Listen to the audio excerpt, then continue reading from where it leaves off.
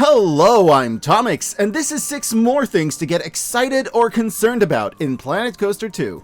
There's a lot more to be hyped up about, and also a few concerns I still have, but rest assured, the good outweighs the bad dramatically.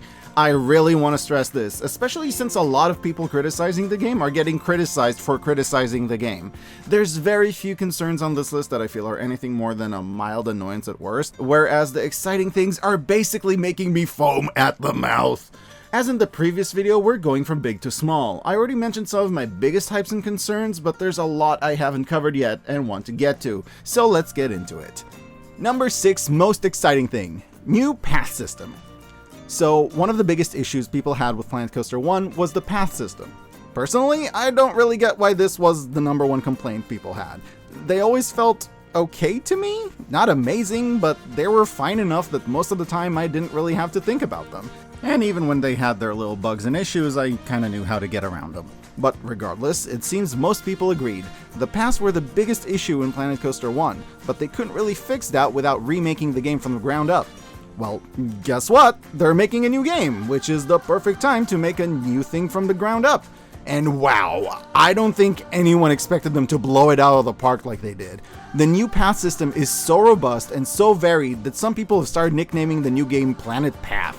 Plazas that you can easily shape however you want, paths that can overlay on top of one another, easy tools for editing any shape into any shape, several different methods of drawing paths from lines to stamp tools to Bezier curves, the ability to plop down rides and shops in the middle of a path or plaza and have the path form around it, erasers. Paths just have so many options and abilities now that it's frankly a little overwhelming. But these are still nice options to have, and the Planet Coaster community just about got weak in the knees when they heard about this new system, so that's awesome.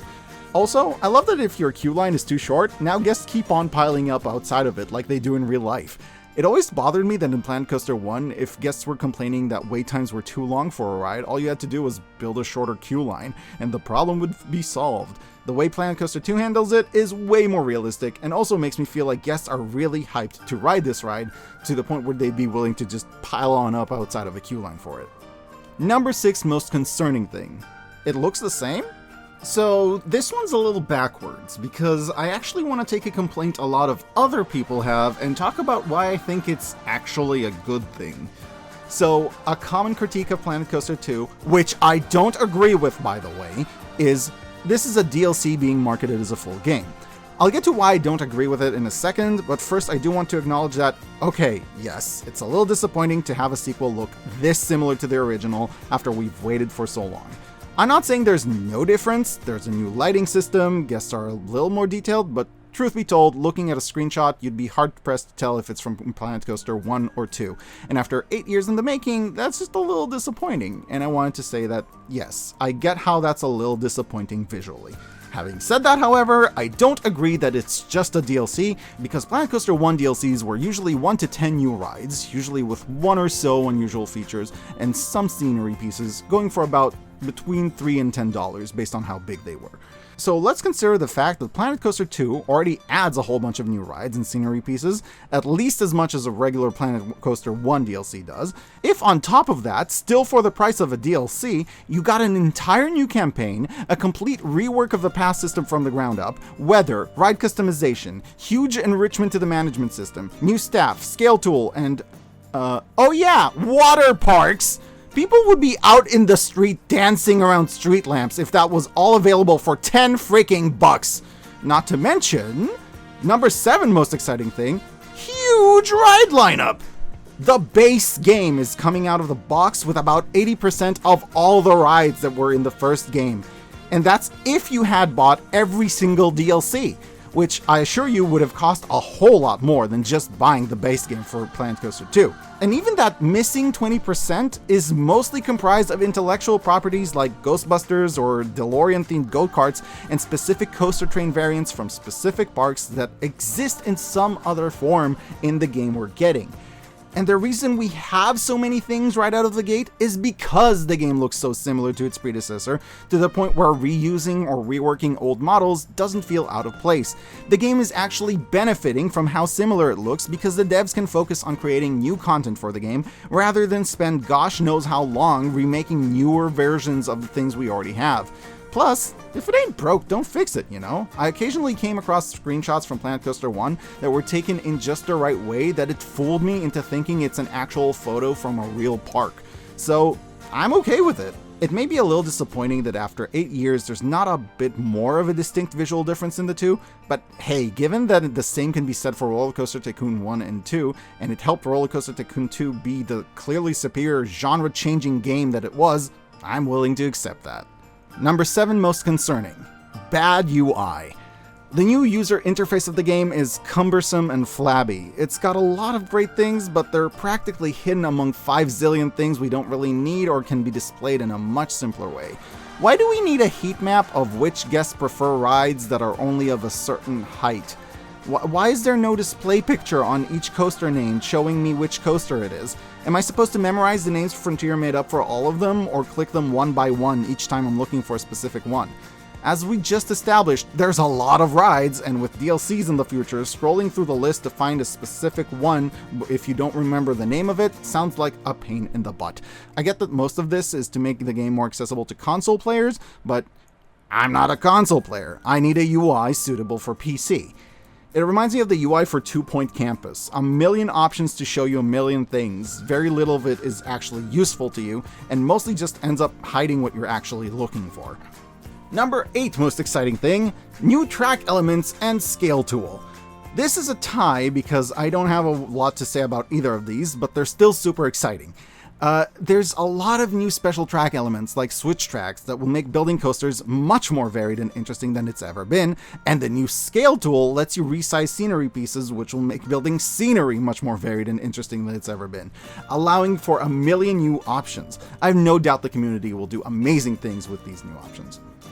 Number 8 concerning thing, restaurants and hotels are missing. So, it seems that restaurants and hotels, which were added to Planet Coaster 1 in a free update, will not be in Planet Coaster 2 upon release. And while, yes, it's possible, I would dare say even likely that they will be added in a future update, this is disappointing for several reasons. The first being that one of the themes that the game comes out with is literally called the resort theme.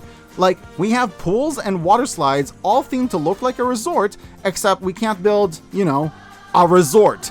Second is a bit more of a nitpick, but if they're not in the game, that means they're not going to be part of the campaign. Nothing is going to ask you to build or manage a successful restaurant or hotel even after they come out, unless you happen to find a custom scenario that someone makes way off in the future that requires it. Restaurants and hotels are both business-oriented. They're a thing that brings you income that you need to manage. This makes them more suitable for a campaign or a challenge than a sandbox park where they'll pretty much just be decorative.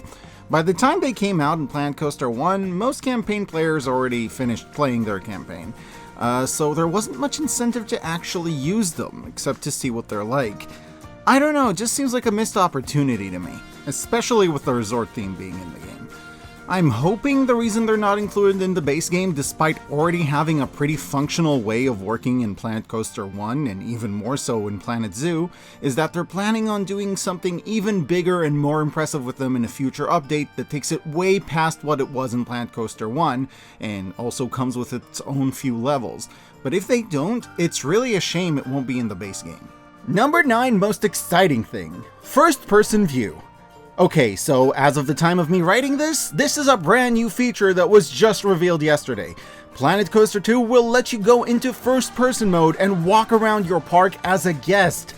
While this doesn't really serve any actual gameplay purposes, this is gonna be stellar for immersion, for appreciating things you've built, for seeing what the park looks like from a guest perspective. It's gonna make the life of people making videos about the game so much easier, as they won't struggle to force the camera through corridors, buildings, and low ceilings trying to imitate that first-person view feeling. I don't know yet how extensive this camera mode is, like if you approach a ride, will it let you ride it? Probably not, but heck, I don't care. This is freaking cool, and I love it! Parks almost always look better from down on ground level. Number 9, not a concern, not an exciting thing. First, DLC seems to be ride-focused. Okay, so this one's sort of a mixed bag. It's a good thing, but it's also really not. If you pre-order the deluxe version of the game, it comes included with the Vintage Funfair Ride Pack. Now, I don't know for sure how indicative this is of future DLCs, but it's just rides, no scenery. This is both a good thing and a concern. In Planet Coaster 1, if you downloaded a scenario or a ride from the workshop and it used anything that came from a DLC, even if it was just one lamp in a huge castle made from base game pieces, you could not save your game anymore if you didn't own that DLC. Which is fine. It's actually one of the best ways I've ever seen a company handle the matter of DLCs, and I fully support it, because you could still see and enjoy the ride. The issue starts when DLCs start to get really niche and specific. Planet Coaster 1 had 3 paid tie-in DLCs, the Munsters, Ghostbusters, and Back to the Future. It also had the World Fair Pack, which, while not a tie-in, was mostly just different kinds of restaurants or building pieces, which is not necessarily appealing to the majority of players. Not enough to cost as much as the DLCs that add 10 new rides anyway. It was mostly aimed at sandbox players and content creators, I feel like. But because the content creators use everything at their disposal, that meant a lot of the custom content for Planet Coaster 1, especially custom scenarios, was basically locked away unless you coughed up the cash for a whole bunch of DLCs you didn't actually care about. All because somewhere in this vast scenario, some content creator picked one lamp from the Munsters pack because they thought it looked cool, and now you can't play that scenario without owning that DLC. Now, ideally, it would be best if Frontier just tried to make sure every DLC has mass appeal and stayed away from ultra-specific ones, but if you're gonna want the option of franchise tie-ins or niche DLC topics, it's probably best to keep the packs super targeted and super specific to just stuff that is relevant to that specific topic and not too much else, much like this vintage ride pack. It's not an ideal solution, and I still want to see the vintage building pieces and scenery items come back from the game at some point. I think a better system would be if you could tell what pack something is from just by looking at it because it had a different background color in the menu or something like that, and I would love some sort of system for purging anything you upload or download so it doesn't contain anything from specific packs, and it straight up removes those items if they're in there. But until we have anything like that, I suppose ultra-specific topic-targeted DLCs are a second best. However, this could also mean in the future we'll get just scenery packs, and then it's the World's Fair pack issue all over again. I guess what I'm saying is, custom scenario creators, please try to be mindful of which DLCs you include in your parks, and Frontier, please remember, optional DLCs are not always as optional as you think, so you better make them enjoyable to all. It's 2024, nobody cares about the Munsters. Number 9 most concerning thing. A few strange ride choices. So, as we've mentioned, Planet Coaster 2 comes with a zillion rides, but there are a few absentees that stick out or just strange choices when it comes to which rides to include or exclude. Now, to be clear, before I even get into this is so not an issue, because we've seen from the recent release of the Deep Blue Coaster video, there's still rides that will be in the game that we've not actually gotten to see yet. So any of these could still end up being there on the game's final version, or be added in future updates and DLCs. Which, given that we're getting like 5 bajillion rides on release, I'm okay with having to wait or pay for some of these. The game was never gonna release with every coaster type in the world, so absolutely take this complaint with a huge grain of salt. Having said that, it's just a bit strange that some of these rides haven't been spotted yet.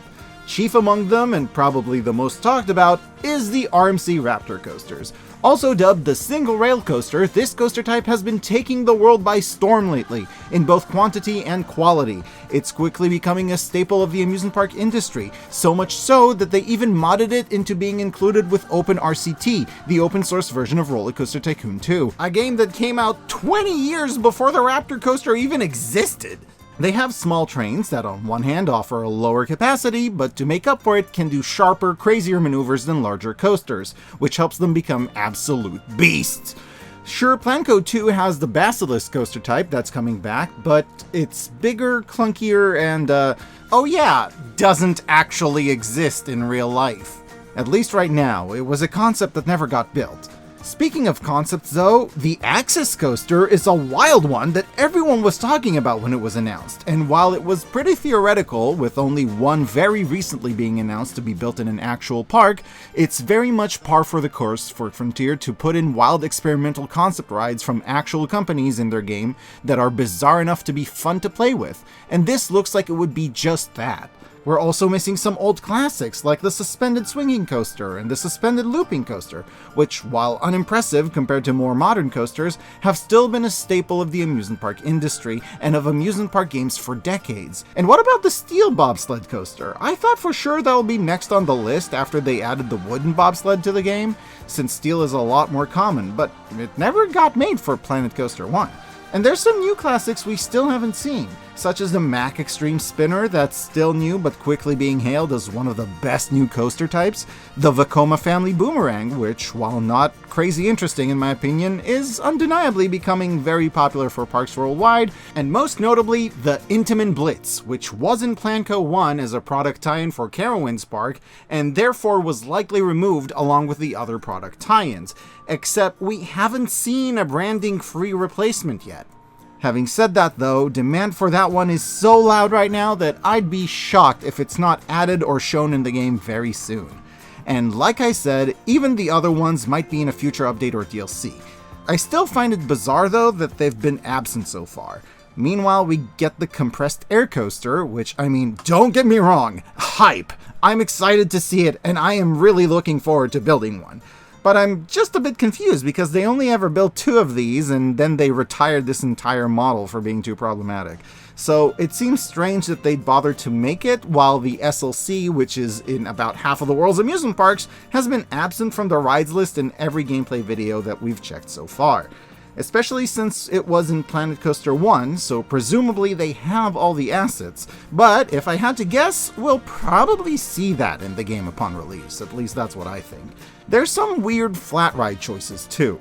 Putting aside for a second that the Wave Swinger and Large Carousel are both being exiled to the Vintage Rides pack despite being in almost every big park in the world, which I would think should make them be in the base game, I know a lot of flat rides, but almost every single one of the new ones added made me go, huh? The heck is that? A couple of them are common staples, but seriously, what is this? I legit didn't even know this ride existed until I looked it up a few days ago. Which, again, love to see it. Love to learn about the wacky experimental rides out there. And it's really fun, even as a hardcore park nerd, that I can still be surprised with rides I didn't know exist. But I just can't help but wonder if there weren't any more obvious choices to include, especially considering which rides we still haven't seen yet, like the Roundup, Octopus, or Scrambler. Though, personally, if we're doing uncommon rides, I'd love to see a Hexentance ride. But that's just me. One thing I will say is that the new rides they did pick to make have a very good skeletal structure that you could stick a lot of interesting scenery pieces on to make for interesting results, which I guess is why they picked them. Still, Frontier. Hexentance, maybe? Thanks. Number 10 most exciting thing. Scenery quality of life improvements. Planet Coaster 2 adds a few neat new quality of life options to make it easier to make a nice looking park. The biggest one being the scenery brush that lets you put down a bunch of trees, rocks, and gosh knows what else at once instead of having to place each one down individually, which was always such a pain in the butt when you were trying to fill in a large area or surround your park with trees so it doesn't look barren. You can now also just use a building blueprint that can house any shop and then just yoink whichever shop you want into it. Simple as that. You don't have to use one blueprint for a burger shop, one blueprint for a soda shop, etc. Things like this may be small, but they make a game so much more comfortable and pleasant to use. Good on Frontier for these little things. Number 10 most concerning thing. Carnival games and playground structures are missing. I actually never really noticed how much carnival games were missing from Planet Coaster until a recent post I saw online that mentioned that practically every amusement park in the world has carnival games, since they're an important source of income. Yet, they've been weirdly absent from Planet Coaster until now. It didn't bother me too much, but in Planet Coaster 1 DLCs, we got claw machines and Zoltar machines, which are things to get you extra income, and you can change how likely you are to win or lose in them, with win-heavy machines granting you more happiness to guess, but less profit, and vice versa. This is basically how I would expect a carnival game booth mechanic to work, so yeah, kinda weird they never made any carnival games. And while people have been asking for playgrounds to be a thing in Planco for a long time, I was pretty fine with them not being included since, they're not really a star feature for most parks, if they even have them. And if you wanted them to be at all customizable, that would involve creating a whole new intricate mechanic for how to build them that would be very different from how anything currently works in Planet Coaster, and therefore probably more work than it's worth. Especially when you consider how different playgrounds can be from one another. They're built on completely different grids and everything. It just never felt like the best use of developer time to me. But now that we have water parks in the game, you can't ignore that one of the key features of basically any large water park in the world is the play structures. That big old playground with a giant tipping bucket on top. And while making a whole separate mechanic for them does sound like it'd be a huge pain in the ass for the dev team, they're mostly just made of paths and platforms, which are already in the game, albeit on a different scale, and a few interactable things here and there. Given what they did in Planet Zoo, where you can stack scenery objects on top of each other and animals can climb, jump, and play on them in a really believable way, I also feel like it would be impossible. And heck, if this really is the thing that prevents them from being in the game, I think the community will settle for having a few pre-built play structures that you might not be able to control the layout of, but you can decorate however you want. This seems more possible now that in Planet Coaster 2, groups of guests no longer have to travel together, since they can split for things like going down water slides. Also, is it really a water park sim if you can't build those water mushrooms? I mean, really. And for the last things on the list, I want to switch it out and start with the bad so we end with the good. Number 11 concern. Problematic systems we still haven't seen revisited. There's a few systems that bothered me in Planet Coaster 1 that don't seem to be better in Planet Coaster 2, or we just haven't seen any evidence to suggest otherwise. The very limited way you can build log flumes in river rapids, where drops have to be a really specific angle and shape with specific drop pieces that can't be adjusted one bit. Or the fact that water rides don't really accelerate if they're on a downward slope, unless it's crazy steep. The way certain rides like flying turns coasters or inverted coasters or log flumes can only be built in huge segments of track for no real obvious reason, making them feel very limited and difficult to maneuver. The fact that despite how tower rides of changeable height were just starting to be introduced in Planet Coaster 1, we've still seen nothing to suggest they're a thing in Planet Coaster 2, despite being a popular feature requested. The workshop UI, too. Planet Coaster 1 had a serious problem with its workshop where people would upload things to the wrong category, making it hard to find what you're looking for, such as the scenario category being full of sandbox parks instead of challenge scenarios, or how the interactive ride category, which you'd expect to be full of blueprints for the game's interactive shooting rides, is full of bumper cars for some reason. The first few issues look like they haven't been fixed, and we don't know much about the workshop yet, but I guess there's still hope for that one. And while I personally think the stations in the game are fine, a lot of people are saying the stations are too big and they want the option to build smaller ones. They want separate load and unload stations, and while I can't say I'm too bothered by this, it's clearly on a lot of people's mind and we still haven't seen anything to suggest that this has improved. I'm also going to lump into this category the fact that as of right now, we've seen nothing to suggest we can decide an area of the pool that is exit only, as in you're not allowed to enter it. It's just for exiting water slides. I've seen many people complain about this, and there's been plenty of footage of people swimming around water slide exits. It'll be weird if we end up making a tiny little square of pool for a slide to end in, only to have people come in and start swimming around in it like they did in Roller Coaster Tycoon 3 Soaked. We have the ability to zone areas for staff or whatever, why not make a do not enter area where guests can only leave? This seems like an easy fix, I think. So I hope Frontier at least addresses this one soon, and I'm hoping for a better curated or automated workshop. Number 11, final thing to get excited about.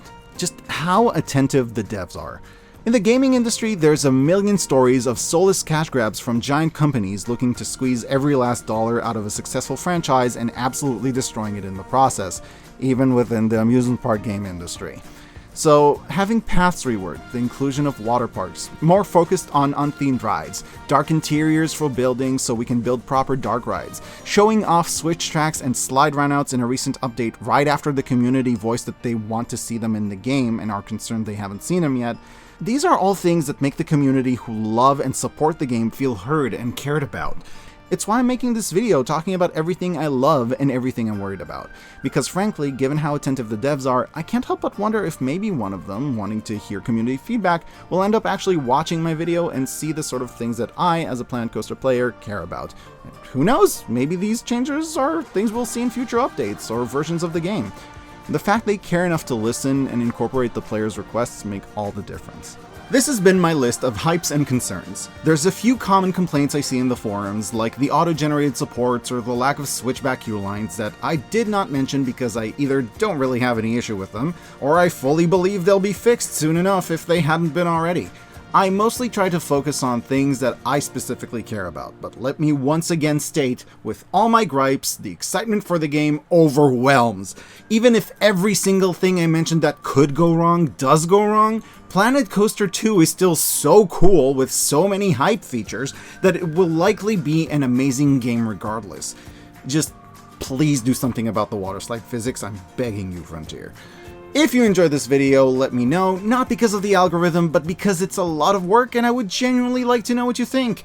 I loved reading and responding to all the comments on the last video I made. You guys were so encouraging and I feel incredibly motivated to make more Planet Coaster 2 content in the future. Planet Coaster 2 is a little under 2 weeks away, so meanwhile if you want to hear me talk more about other Tycoon games, watch me race some marbles through wacky coaster-like marble tracks, rank the best games, shows, and movies of every year, or listen to this comedy I made about an amusement park that's gone out of control, why not check out my other videos? Until next time, I've been Tomix, I currently am Tomix, and will hopefully continue to be Tomix, and I will see you in the next video.